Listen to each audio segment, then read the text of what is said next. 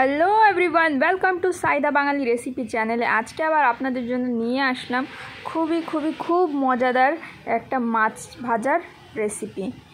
আজকে আপনাদের সঙ্গে করে দেখাবো পমফ্রেট বা রূপচাঁদা, যেটা সাদা রূপচাঁদা মাছ হয়, সেই মাছের ভাজা রেসিপি, মাছ ভাজা রেসিপি।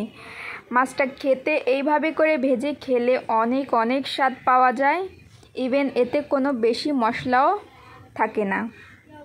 এটা আপনারা ডাল ভাত কিংবা অতিথি আপ্যায়নে আপনারা সার্ভ করতে পারেন, নিজেরাও ভেজে খেতে পারেন।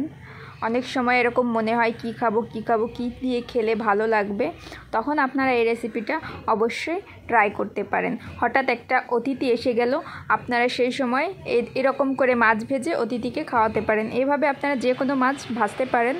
তাহলে দেরি না করে মূল রেসিপিতে যাওয়া যাক।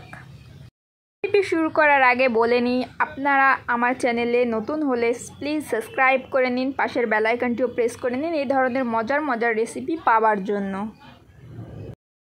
ফার্স্ট আমি ইনগ্রিডিয়েন্ট নিয়ে নিলাম, লবণ নিয়ে নিলাম আধা চামচ পরিমাণ, বা আপনারা স্বাদ মতো নিতে পারেন, যত আপনাদের মাছ থাকবে সেই হিসাবে নিতে পারেন। তারপর হলুদের গুঁড়ি প্লাস মরিচের গুঁড়িও আমি স্বাদ মতো দিয়েছি, যে পরিমাণ ঝাল খেতে ভালোবাসেন সেই পরিমাণ।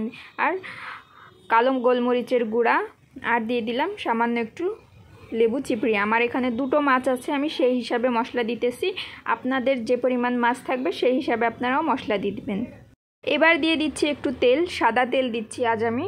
আপনারা চাইলে সরিষার তেলটাও ব্যবহার করতে পারেন, সরিষার তেলটা দিলে অনেক সুন্দর একটা ফ্লেভার আসে, কিন্তু আমি হাতের কাছে যেটা পেলাম সেটা ইউজ করলাম। খুব ভালো করে মশলাটাকে মাখিয়ে নিতে হবে, হলুদ, লবণ, মরিচ, কালো গোলমরিচের গুঁড়া এবং লেবুর রস আর তেল।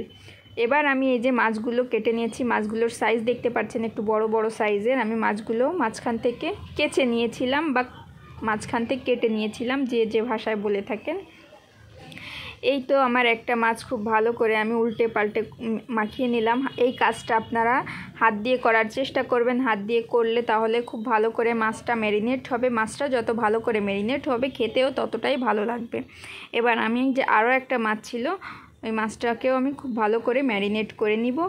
মাছগুলো এই যে এভাবে কাট লাগিয়ে নিলে হয় কি মশলাগুলো খুব ভালো করে মাছের ভিতরে যায়। এবার আমি চলে আসলাম ভাজতে। মাছ ভাজার জন্য এখানে আমি দিয়ে দিচ্ছি সরিষার তেল পরিমাণ মতো। আর আপনারা চাইলে এই মাছটাকে এইভাবে করে ওভেনে করে গ্রিল করে বা বেক করেও খেতে পারেন। গ্রিল করে খেলে তেল একটু কম লাগবে, খেতেও অনেক টেস্টি হবে। এই সেম মশলাটা দিয়ে আমি তেলে ভাজতেছি।